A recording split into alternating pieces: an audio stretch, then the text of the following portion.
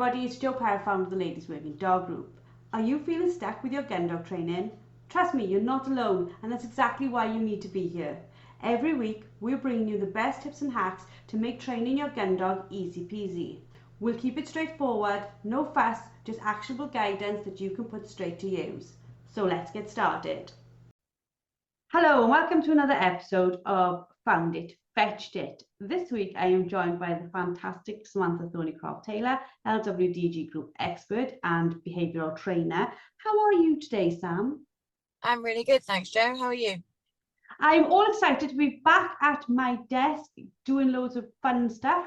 And I wanted to talk to you this week about something that I think loads of our listeners will be able to relate to.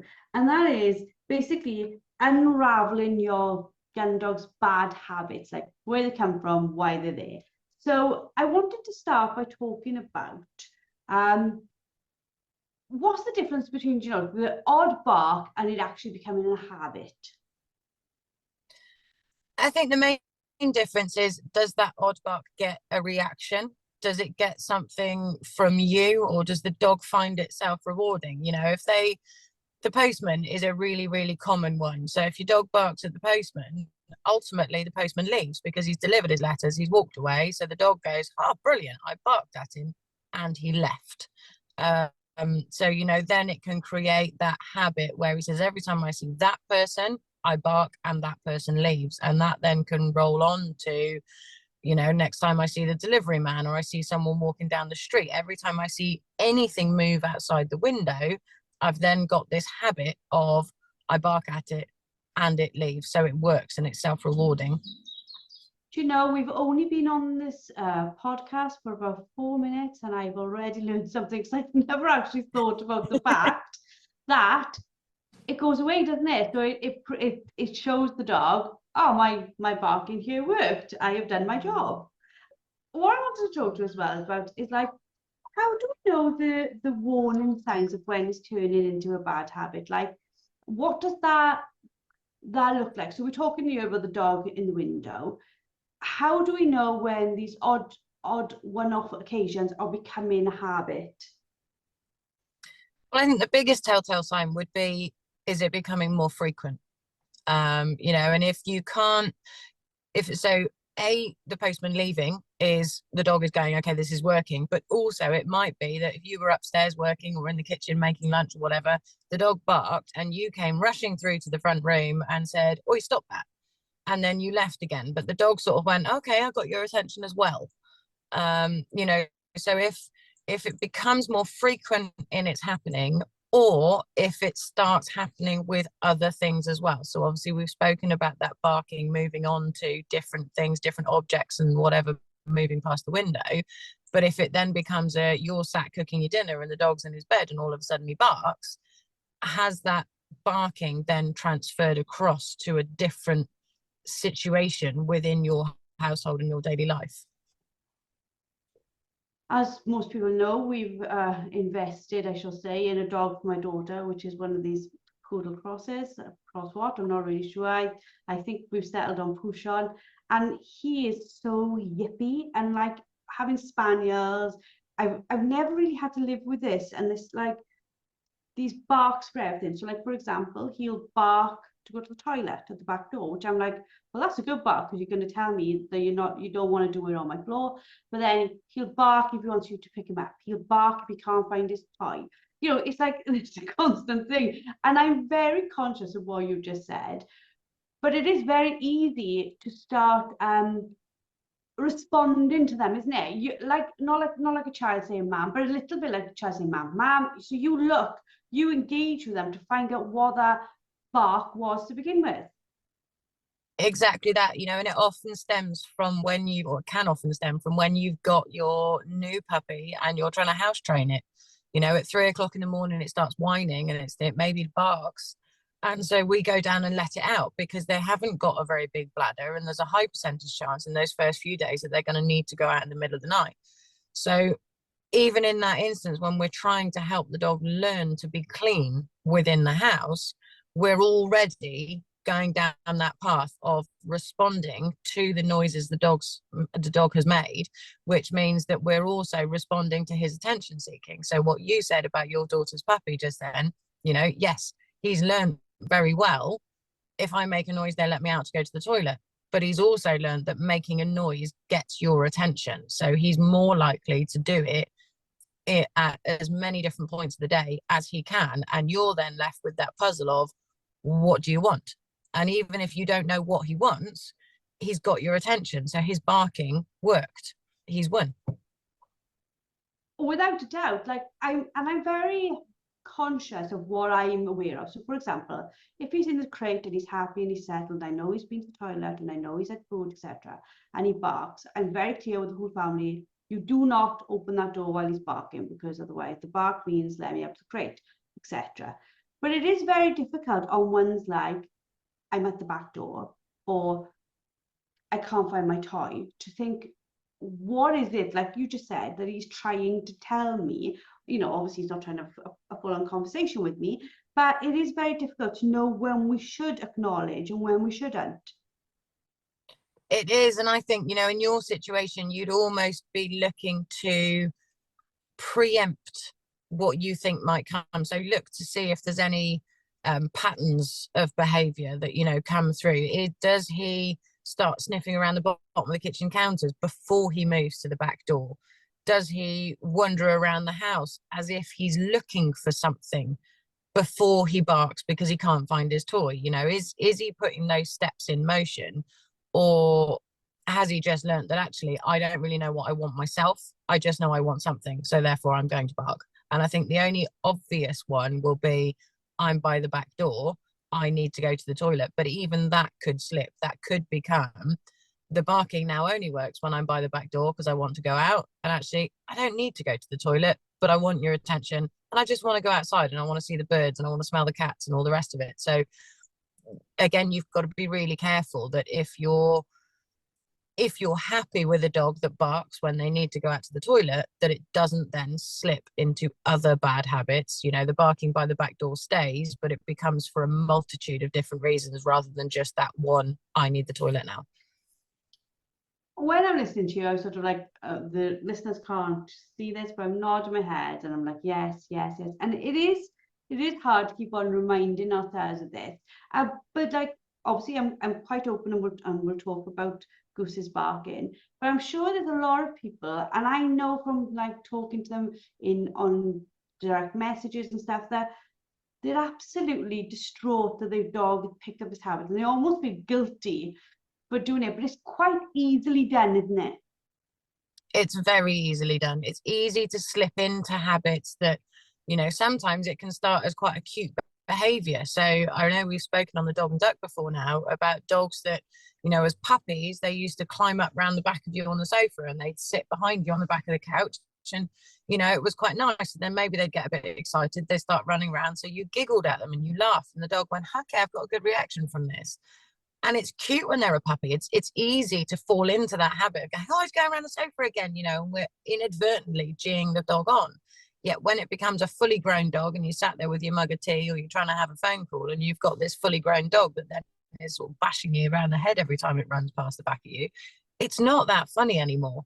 But then you've got a dog that's learned a habit and you're now having to go right back to basics and change that habit. So we've just got to try and be really consistent and always think from the outset, anything you do in training, have that end goal in mind. So you're, you know, is this beneficial or detrimental to what I'm trying to reach in the future? Yesterday I put up a reel, and it was talking a little bit about, you know, like how long it takes to train, etc. And I wrote on it about the fact, and we talk about this all the time, everything you do in the house, out of the house, on the field, in the car, it's all training to them, isn't it? So for us, it's about being conscious of everything, which sounds quite overwhelming, doesn't it? It does sound very overwhelming, but exactly what you said, every single interaction with your puppy or with your dog is an opportunity for training of some description, you know, and that might just be that you don't want it to follow you to the toilet, or that you want it to learn to sit and do nothing on its bed, or that you're going to practice your heel work whilst your dinner's in the oven around the kitchen counter. You know, it can be anything.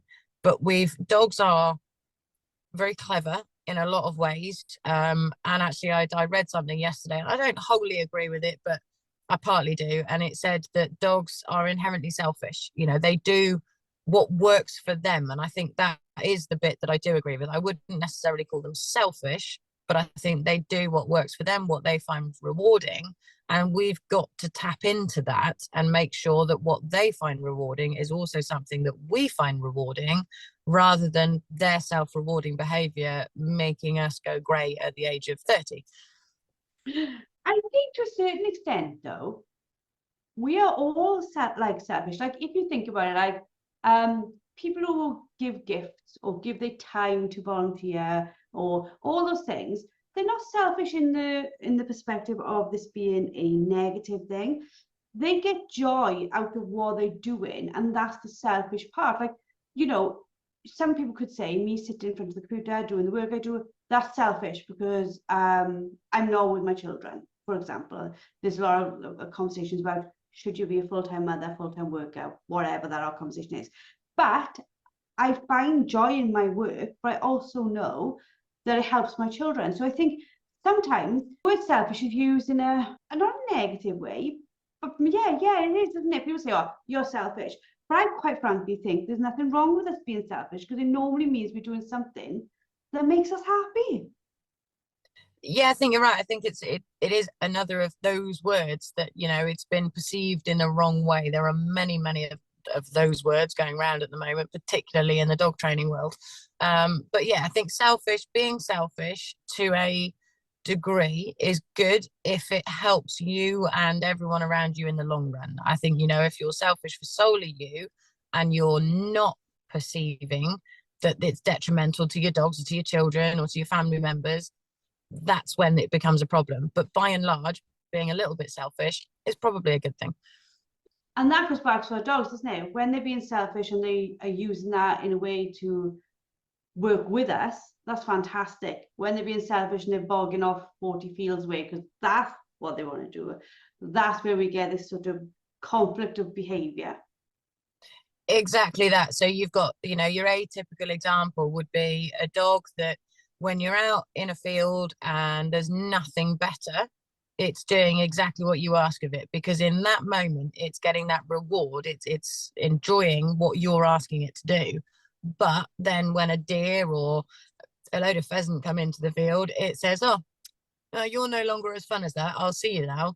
That's the dog being selfish in a way that's detrimental to your relationship. So that's where you would then need to put that correction in and say, now hang on a minute, fella, we're providing you all the fun and the stimulation and the engagement that you need over here, and it is rewarding. We need to make ourselves almost more rewarding than the exciting thing, but also teaching the dog that going after the exciting thing and doing that self-rewarding behavior isn't acceptable. So it's finding that balance. Do you think as well, though, like we talked a little bit briefly now about the fact that not that we are the cause of it, because that's unfair, but sometimes because we're not aware of everything, we encourage the behaviors we don't want to see. Do you think that like this inconsistent behavior on our part is where we need to focus first? Because it's very hard to explain to a dog that what it's doing is wrong, for want of a better word. Again, what words we use have consequences. But you know, if a dog, for example, is running after a deer, that's what it's meant to do. It's meant to do that in nature. If it was wild, that's what it would do. So was it our consistency beforehand in teaching, like leave, etc., that sort of starts this off? Does that make sense, what I'm saying there? It does make sense. And yeah, I think it's that lack of consistency or the inconsistency is what's not taught the dog. You know, he's not living 20,000 years ago. He doesn't need to go and chase down his prey anymore. You know, I mean, I think if you look at a dog that steals household items, for example, you know, our inconsistency often comes in because when we're out in the field with a tennis ball or a dog training dummy, we make a load of happy fuss and praise when the dog picks an item up and it goes, oh, you're pleased with this, and it's more likely to come back to you and to share that item with you. And we can be consistent in building that behavior pattern out in the field. But then when we go home and it picks up the socks, the slipper, the TV remote, your glasses, so often the human completely loses the ability to be consistent as they were out in the field. And all of a sudden we start turning into this high pitched, shrill, cross human that chases the dog around around the coffee table. And I know I've spoken about this before, but then you've got the dog that goes, okay, you're cross. I don't want to come back to you now. So they're more likely to start running away with that item. And, you know, if you snatch it off them, if you get too cross, if you are too overbearing in your correction, the dog is not only learning that whatever item it stole got your attention, it's also learning that whatever item it stole you perceive as quite high value, and that it's going to lead to you being cross with the animal. So if you repeat that behavior enough times, it could potentially lead into something like resource guarding. If the dog then is feeling that you really want this item and you're going to start getting, I can't think of the word I want, you know, a bit overpowerful and a bit overbearing about it, then the dog might go, well, hang on a minute, you want it that much, I want it that much, so actually I'm going to be protective of this item too. You know, and if so, you've almost got, well, a multitude of issues that have come in there. You've got the attention seeking, you've got the potential for resource guarding, but that also can then cross over into your training when you're out in the field. If you said to your puppy in the morning, or if you got cross with your puppy in the morning because it stole the TV remote, and then you can't work out why it doesn't want to bring the canvas dummy back to you in the training field in the afternoon, you'll probably find that it's linked together. And it's these connections, isn't it? It's about teaching ourselves to be aware of the consequences of everything, because we are in a position where even the simplest things we do, because the gun dog is always learning, the simplest things we do that we think are completely unimportant become a very much a focal point for the dog. Do you think that the bad habits, they become almost they almost affect the dog's well-being? So for example, like you said, they're picking stuff up all the time, we shout, we whatever, we say give it back, we get cross, then the dog gets confused and lost as in why we are upset with that in the house but not in the field.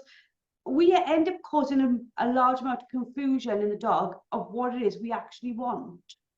We do, absolutely. And again, it comes back to that lack of consistency, because one minute we're happy when the dog's bringing stuff back to us and picking it up, and the next minute we're cross when it's picking stuff up and not bringing it back to us. You know, and actually we're creating the fact that it's not bringing it back to us because we're cross. Whereas if we looked at that situation and went, okay, you've got an item, which I quite like. I like being able to change channel on my telly at night. So I want it back, but I have to be happy and consistent and encouraging and welcoming to my dog at that point in order to get the item back that I want.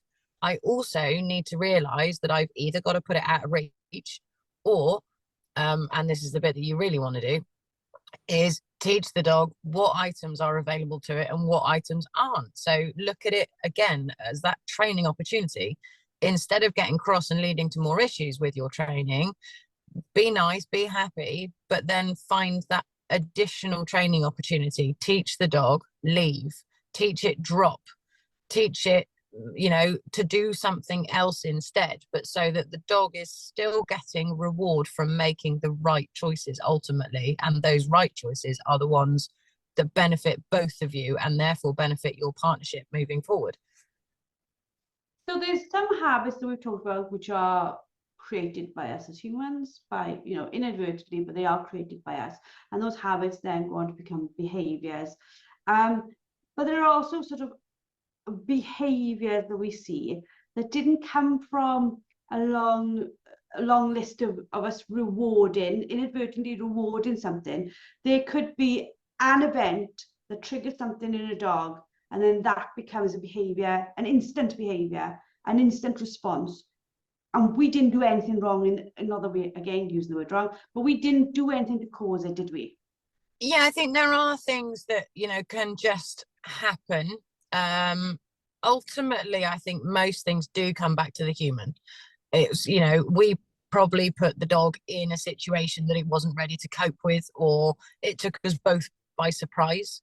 If you're taking your puppy for a walk and it gets jumped on by a big dog, well, we didn't make that big dog jump on our puppy, and we don't own that big dog, so its training isn't um our thing to deal with. But by the same token, if we weren't walking our puppy wouldn't have been there in the first place. So I think it's there are things that can just trigger. You can get a one event thing happens, but by and large most things, in my opinion, come back to something the human did in the first place, be it intentionally or unintentionally.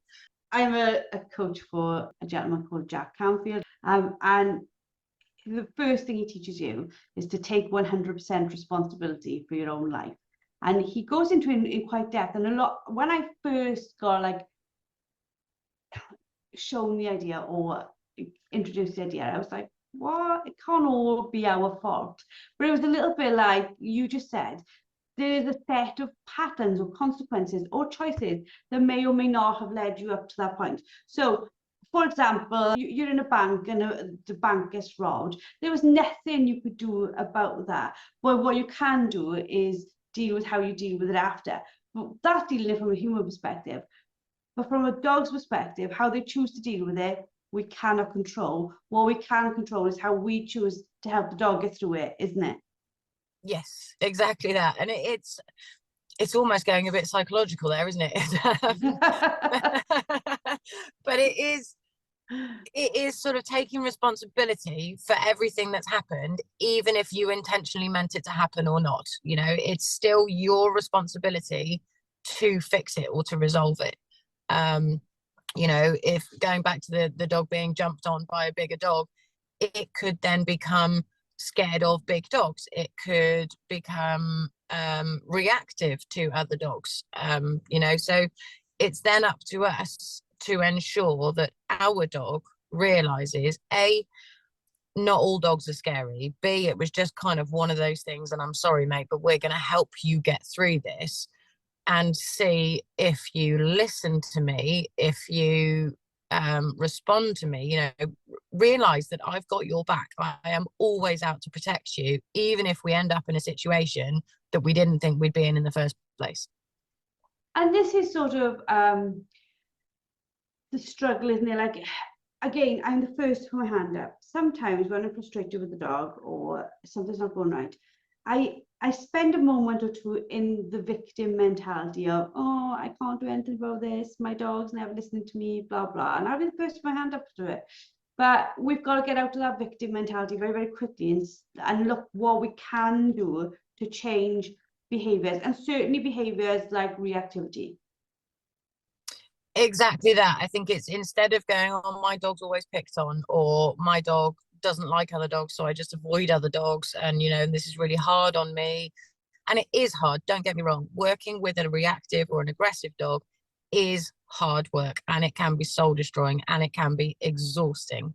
And I've helped owners through it, and we've in the past taken on dogs that had those behaviors when they came to us, and we've helped them through it as well. So I know firsthand just how exhausting it is.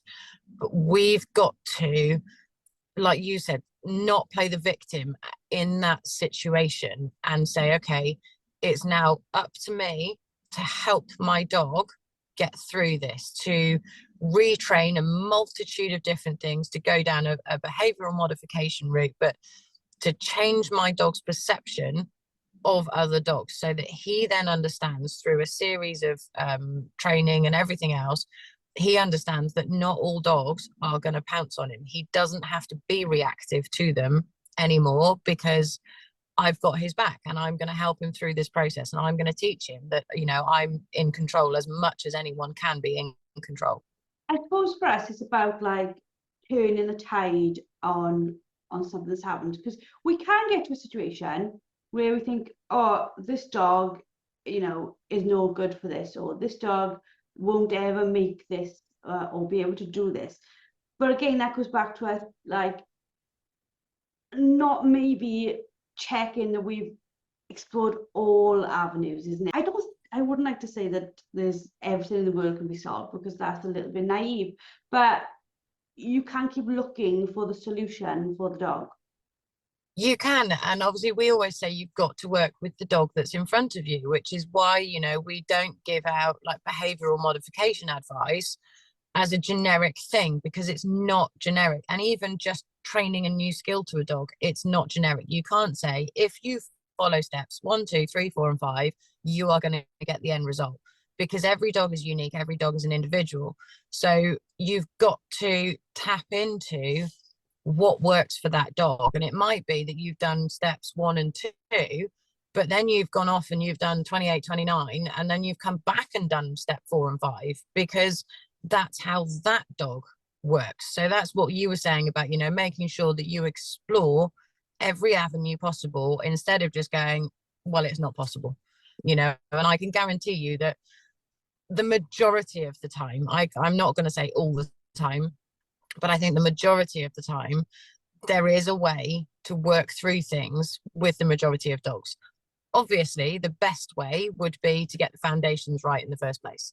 But mistakes happen, life happens, work gets in the way, children get poorly, you know, things slip up. We realize we've created a habit that we didn't mean to, and then we've got to fix it. But you've got to do your absolute best and, you know, keep striving for that perfection in order to build a happier life and a happier dog, quite frankly.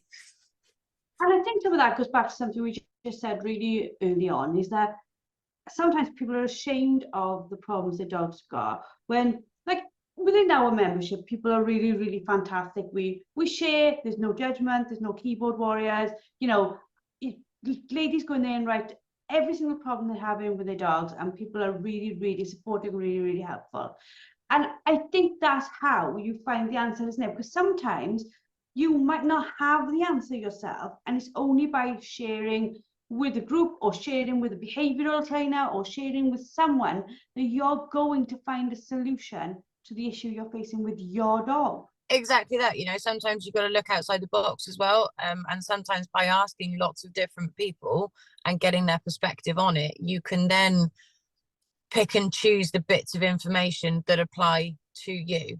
Obviously, when we're talking about like behavioral modification, the best way of dealing with it is to get a behavioral trainer to come and see you and to look at your entire situation as a whole. And they then will have, you know, the experience or the benefit of the experience in order to advise you on the best course of action. If you're looking at it from more of a training point of view, you're struggling with teaching your dog to hold a retrieve when it delivers, then it's better if you can get that in person, you know, one person's advice. But if you can't, for whatever reason, if you're not able to go to a trainer and get advice, then absolutely look online, watch videos, read books, anything to try and give you some ideas of what to try. Because if you don't know it yourself, you've got to ask for help. I think as well, a lot of people, when we start off, some of these behaviours are created from our lack of understanding of how all this works in the first place. Like we simply don't think like this. So for a lot of people, their life before their first gun dog was with pet dogs. And not that pet dogs don't have issues, because they do, but the pet dog barking at the postman was not really an issue for anyone. The pet dog, the pet gun dog, should I say, barking at anybody it doesn't know when you're out on a shoot is the problem, isn't it? So depending on what the dog is going to ultimately do will depend on whether what it's doing becomes a problem for you. I think so, yeah. And I think, you know, obviously everybody's ideal for their dog is different, just as much as everybody's individual dog is different. You know, and if you look at it from a gun dog perspective, if you've got, well, like you just said, you know, the dog that barks is going to be a problem if it barks on a shoot day.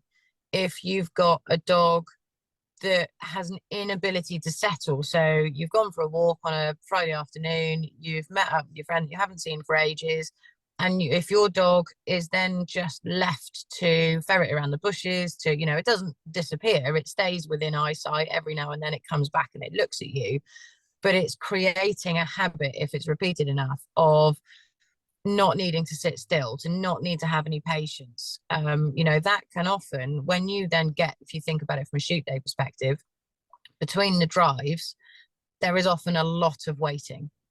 And you don't want your dog then ferreting around the bushes or running across the field. You know, it might disturb the next drive. So oftentimes, particularly if you've got a dog that's new to the shooting field, you'll bring your dog back to you, you'll pop it on a lead.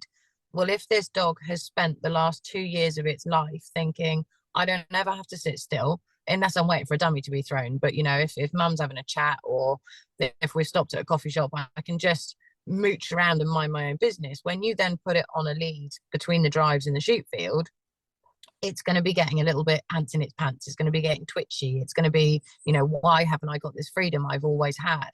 And that build up of frustration can often then lead to other behaviors, because it can't get that outlet by running around. It may well start making noise. So it might whine, it might shriek, it might bark. And again, you know, as we said earlier, that barking is a problem on a shoot day. So again, linking those behaviors back to when the dog was little, we went for a walk, we stopped, it just ran around doing its own thing. It's then become a problem later down the line when we're asking our dog to achieve its job.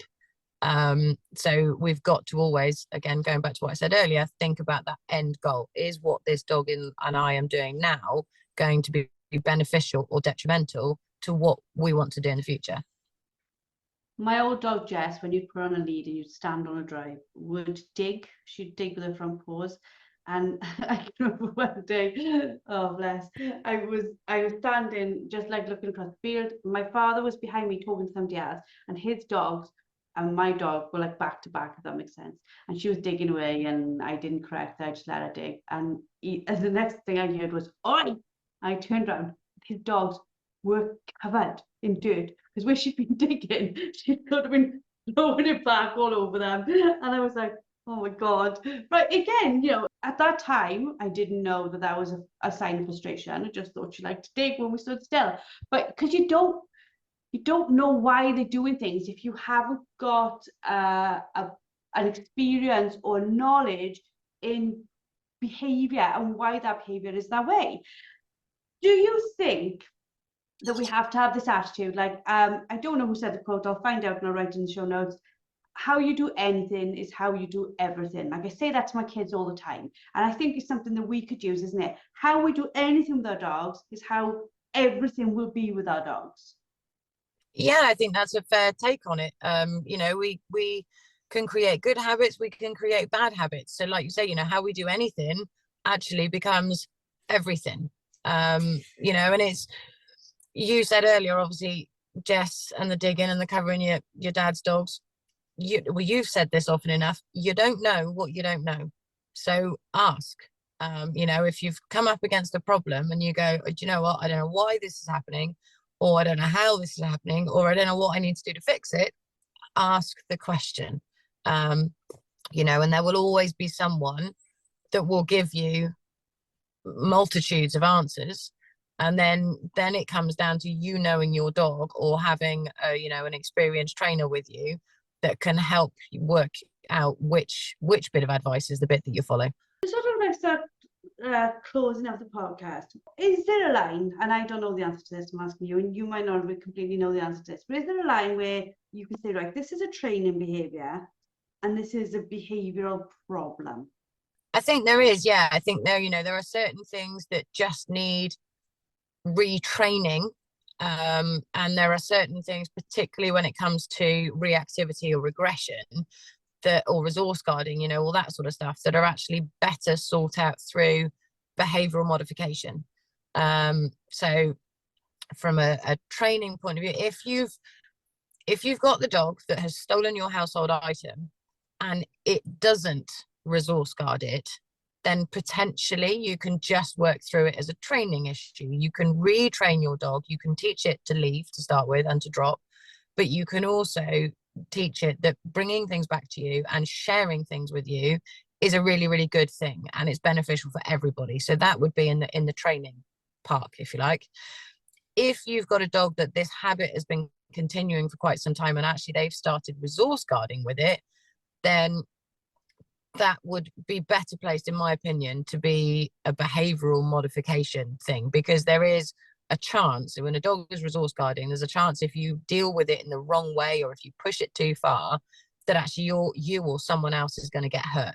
And if it starts resource guarding one item, it could then go on to start resource guarding a multitude of different items.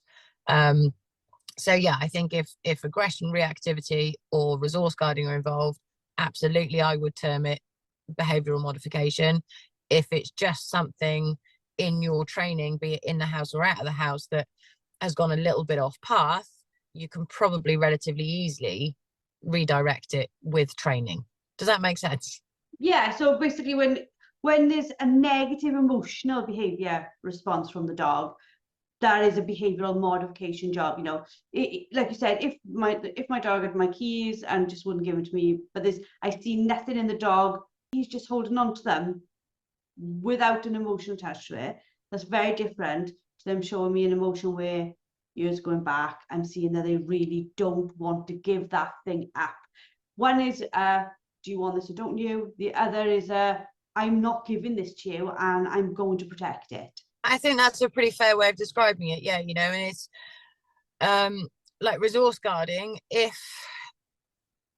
you try and sort of go, I'm not having this, I'm going to take it from you, and the dog snaps and you leap backwards and go, oh, I wasn't expecting that.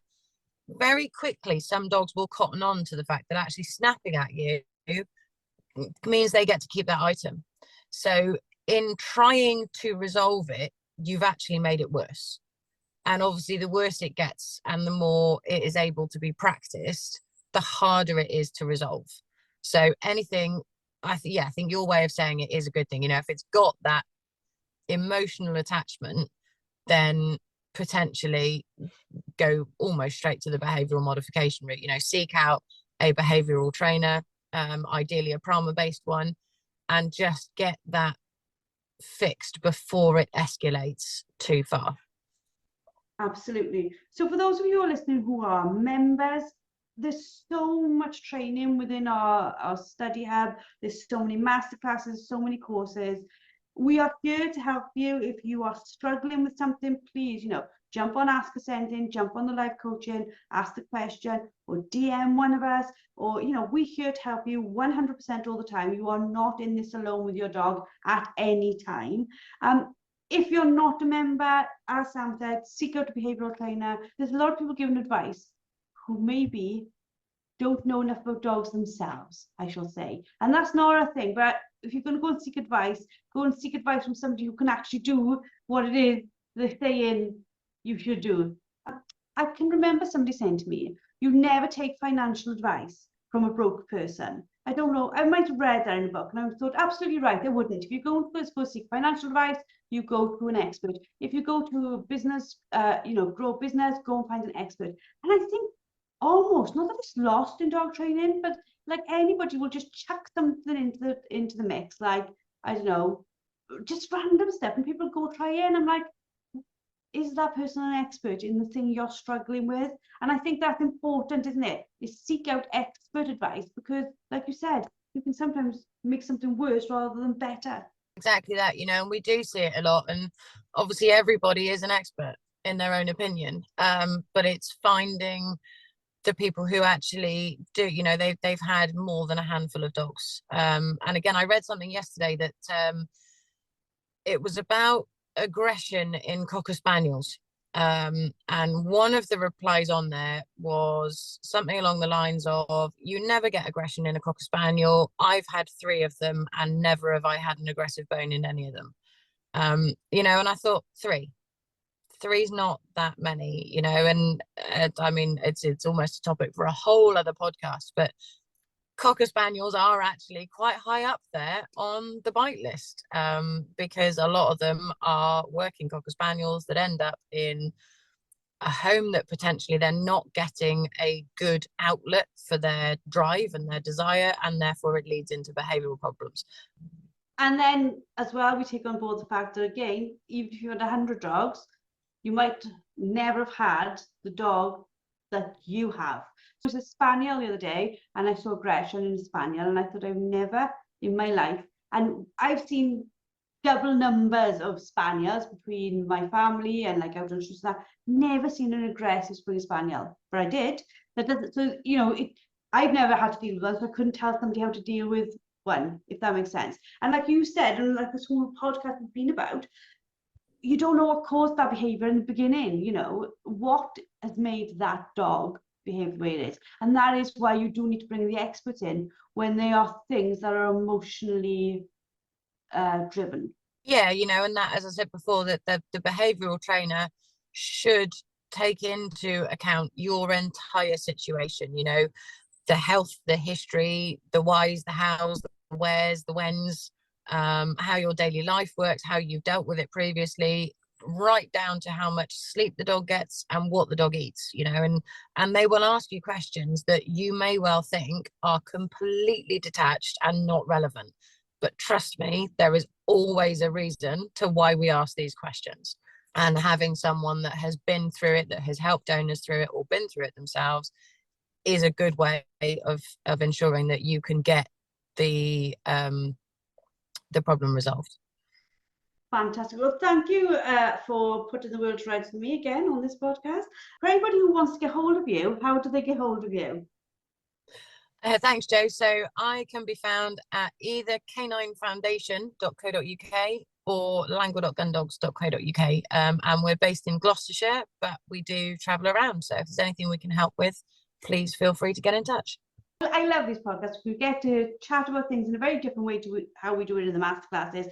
Masterclasses are very much how to fix something or how to teach something, whereas our podcasts are very much more like why we do things or why things are that way. And I absolutely love them. For anybody who is listening, if you would like to join the membership, we are open at the moment. The doors will be closing shortly. We've got quite a lot of stuff coming up, and we will be closing the membership for a little while, focusing on the members we have. So if you want to join us, please make sure you do so quite soon. And for those of you who want some information or want to just try out some of our stuff, just go along to our Instagram, have a little look at that. There's lots of ways that you can access some of our free training. There's also some quizzes. There's loads of cool stuff on there that you can do too. If you are one of our members, we shall see you in the membership and see the rest of you next week. That's it for today's episode. A massive thank you for tuning in. Don't forget to head over to the LWDG and sign up for our membership. Get access to expert-led training, a wonderfully supportive community, and the resources you need to become a confident and skilled gun dog trainer. Let's take this journey together, because no woman should have to train her gun dog alone. We'll see you all next week.